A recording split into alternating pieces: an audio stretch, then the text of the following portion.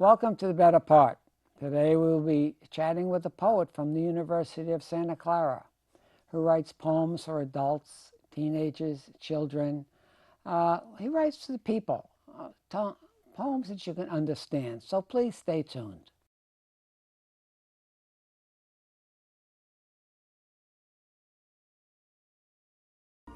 Welcome to The Better Part, a program that encompasses a diverse spectrum of topics important to our community, which we hope will both inform and entertain you. We invite you to sit back and enjoy the program.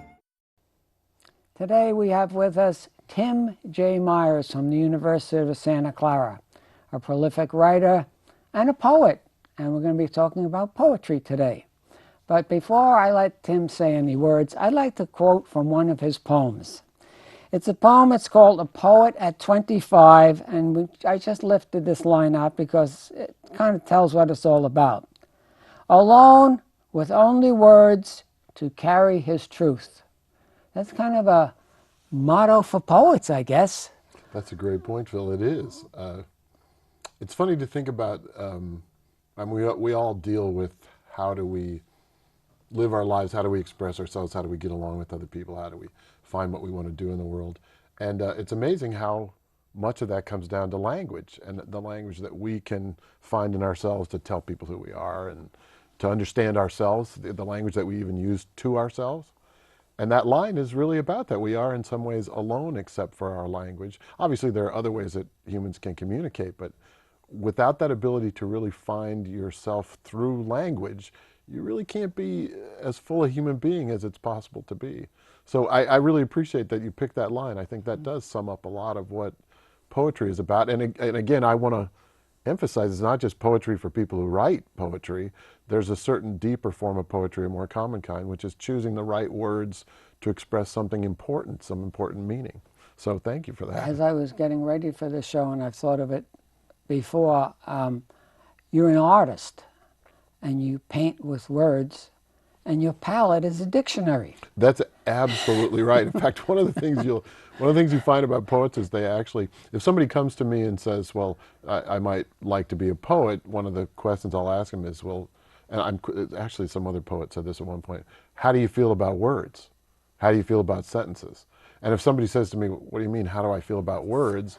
That person might not be a poet.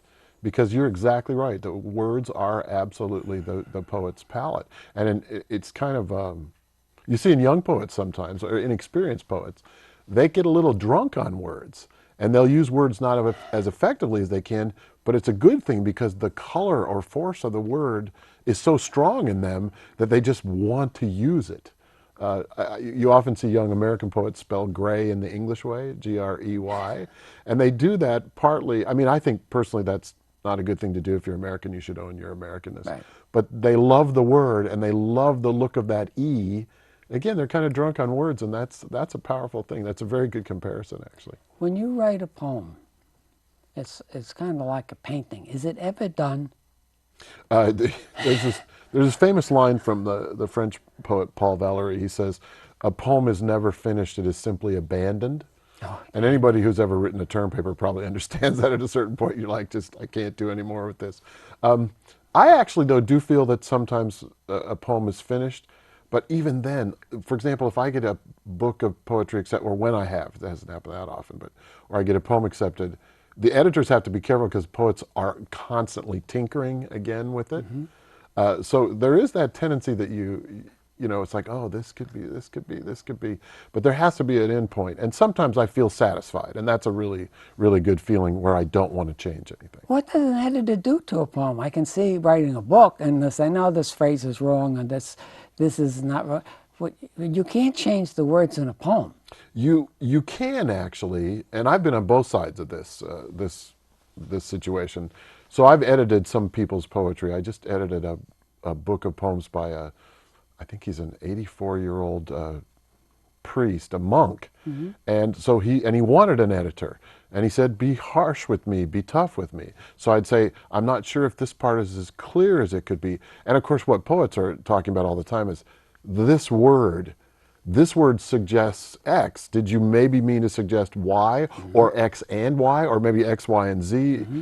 You'll see on Emily Dickinson, in some of Emily Dickinson's manuscripts, you'll see where she's written a line and there's a word crossed out and then there's another word in the column crossed out, another word crossed out. Yeah, that's She'll what I go mean. 10 deep. Yeah, 10 deep sometimes, and this happens to poets. because you're shaping. You're shaping, right? Okay. And the flavor of that particular word, the force, the meaning, all the rest of it is is critical.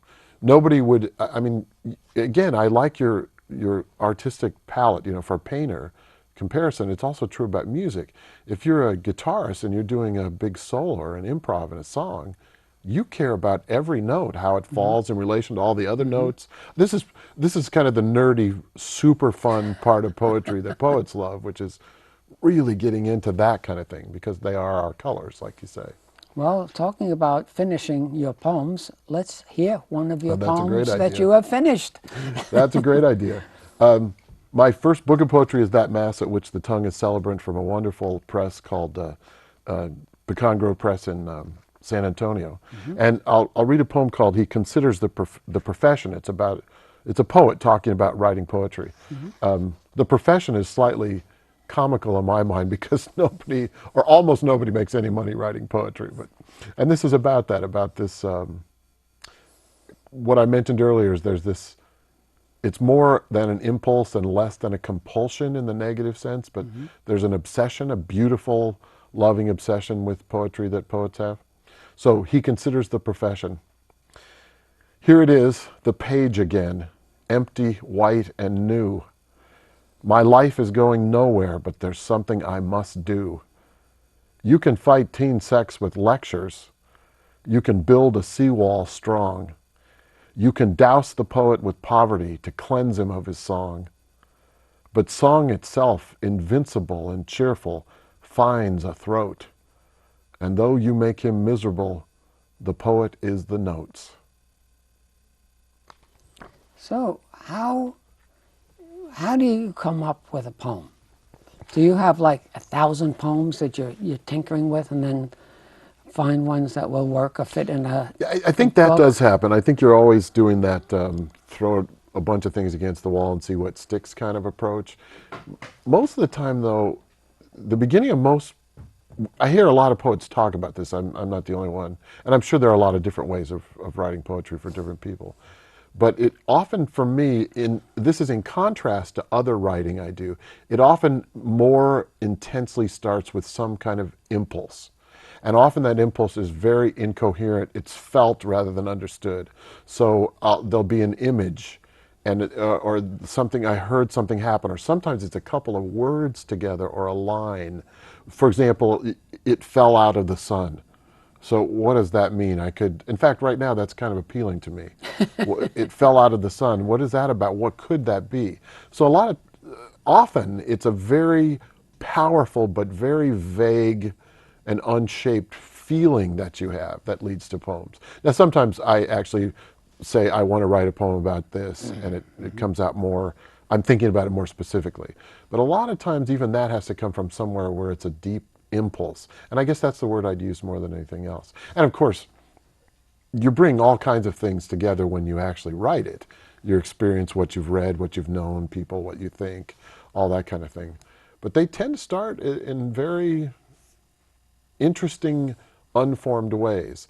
And again, I didn't emphasize enough before, sometimes a phrase or even a word. So recently the word torment, I heard the word torment somewhere. And I was thinking, just like what we said earlier, I was thinking, torment, what an astonishing word that is. It's more than suffering. And it has this sense of, torment is also spiritual or mental suffering. I mean, it can just be physical torture, but and it's that sense of turning or drilling into. There's something about the feel of the word. That kind of thing can often actually lead to a poem itself. Super.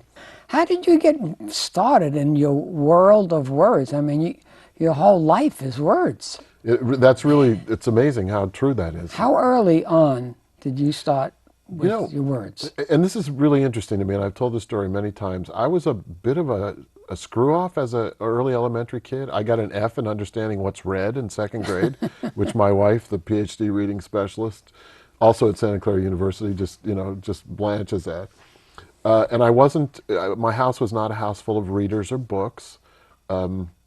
when I was in 6th grade, my teacher, Sister Mary Boniface at my Catholic school, gave us an assignment. We were to write an essay, or I don't think we call it an essay, but we were to write a piece. And for some reason, Phil, which I still do not understand, out of the blue, I decided to write a poem. The next day, when we turned them in, she said, "All right, everyone, you boys and girls, you can go out to recess. Tim, I need to talk to you." And I was just petrified.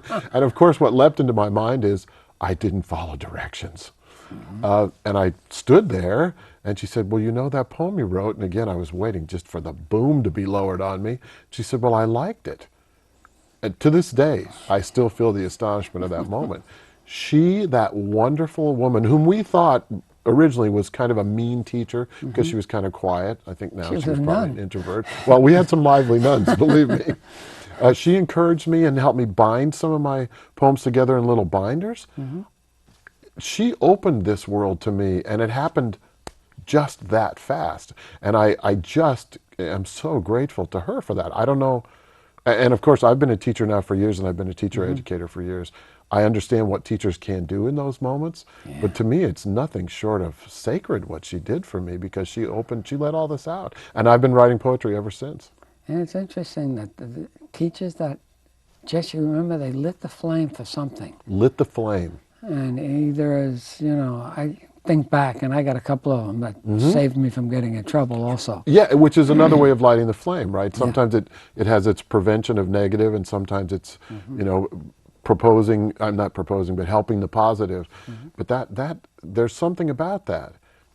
This links to me very deeply to what the nature of poetry is, because it's so many people think of it as, oh, poetry, it's about flowers and bees, or it's super obscure, as you mentioned before, or it has nothing to do with me. Well, real poets look at poetry as coming straight out of themselves, straight out of their daily lives, straight out of all the things that they think about and want, not that they should do, but so here was a teacher who somehow was open to that at a time when teachers were very strict, and we were very regimented in those Yes. schools. There was not a lot of emphasis on creativity. Something in her found that in me, and I'll just never stop being grateful to her. Can you now do another reading for us, please? I would be happy to. Thank you. My latest book is one that I'm really proud of.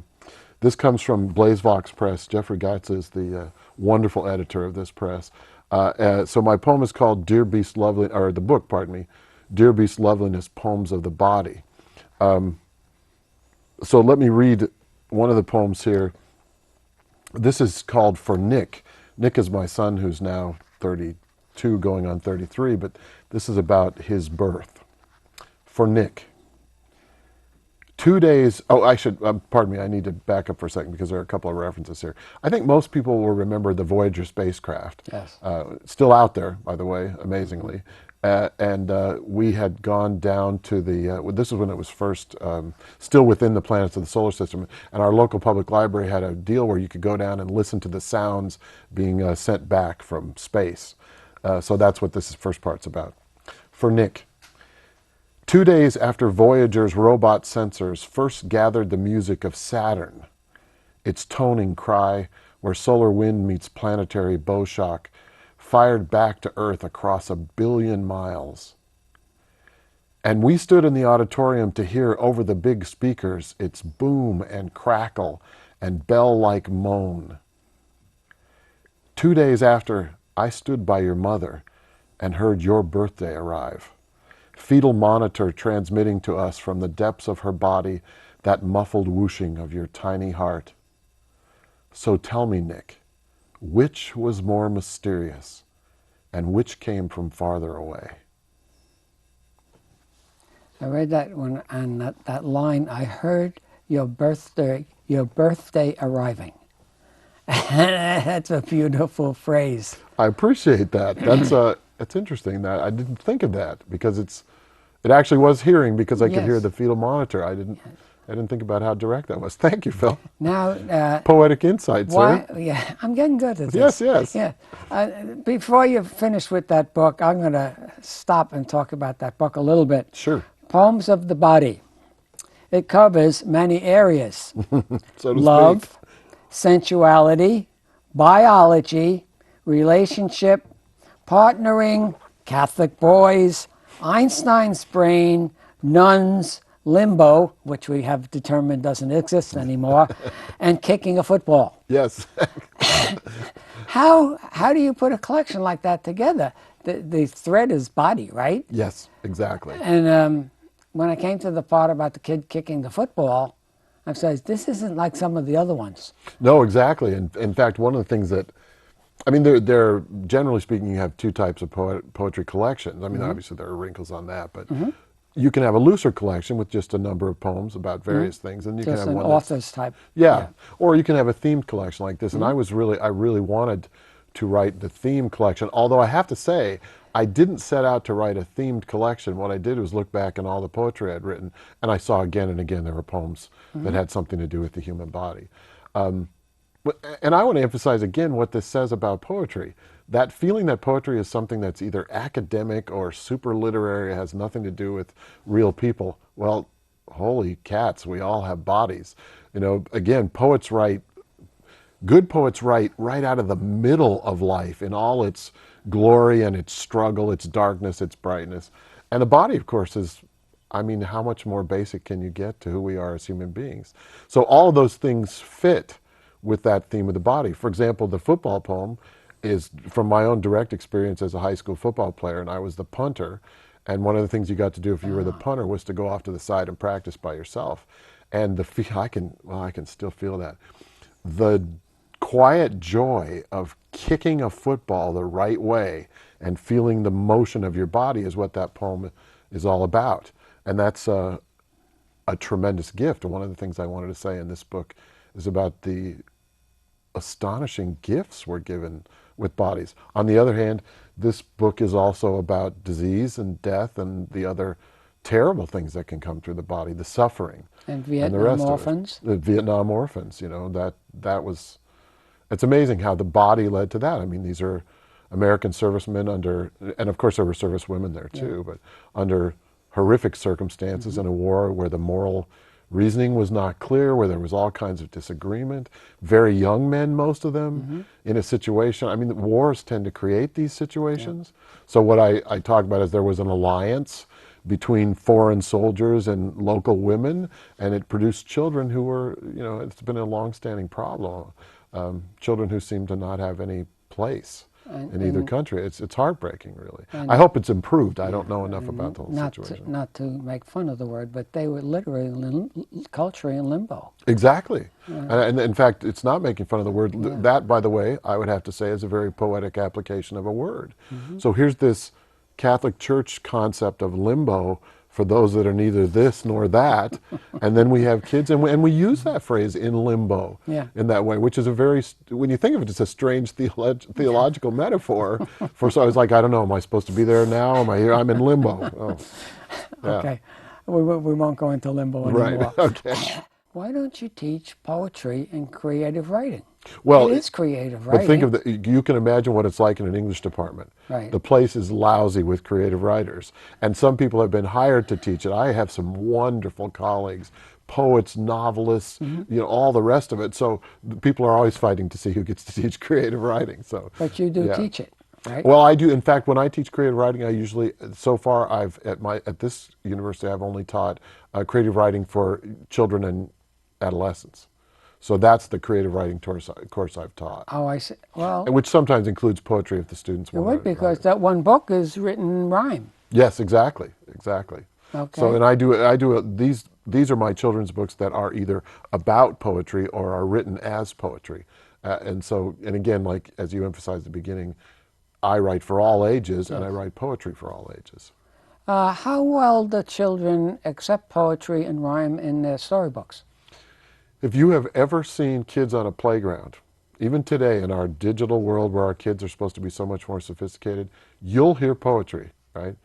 John and Mary sitting in a tree, Kissing, you know, all these jump rope rhymes, Miss Mary Mac, I mean, all of these things, it's amazing how these tend to flow through playground culture from generation to generation. There is a problem in the world of picture book writing that a lot of people try to write picture books in rhyme, and in rhyme and meter, and they don't do a very good job of it. So editors will sometimes say, No poetry in the picture books. But in fact, new picture books with poetry in them come out all the time. You just have to be able to do it well.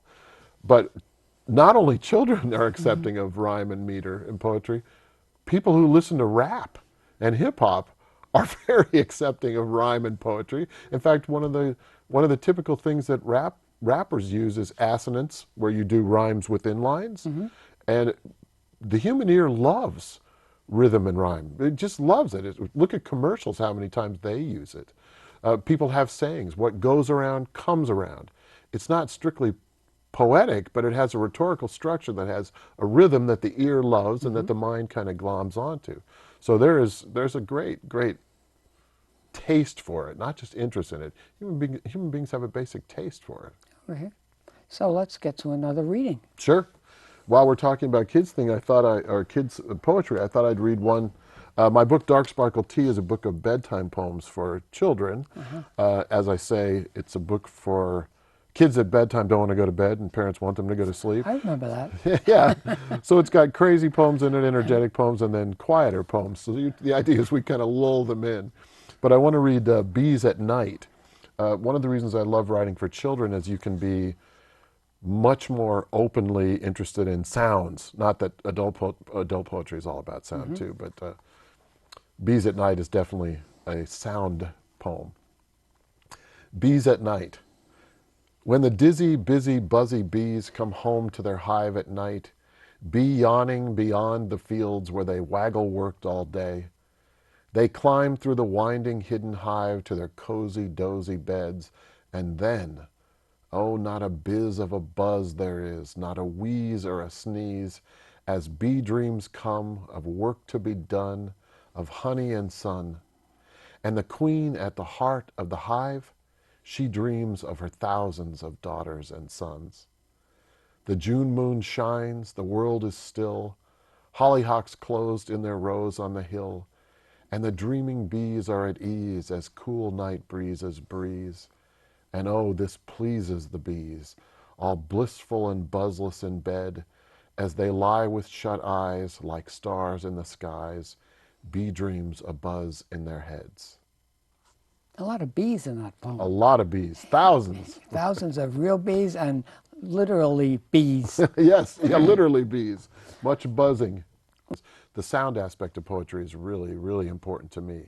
I love the sound of poems. And so, in fact, the comparison you used before, that deft comparison of the artist's palette and the colors, in poetry it's even doubled.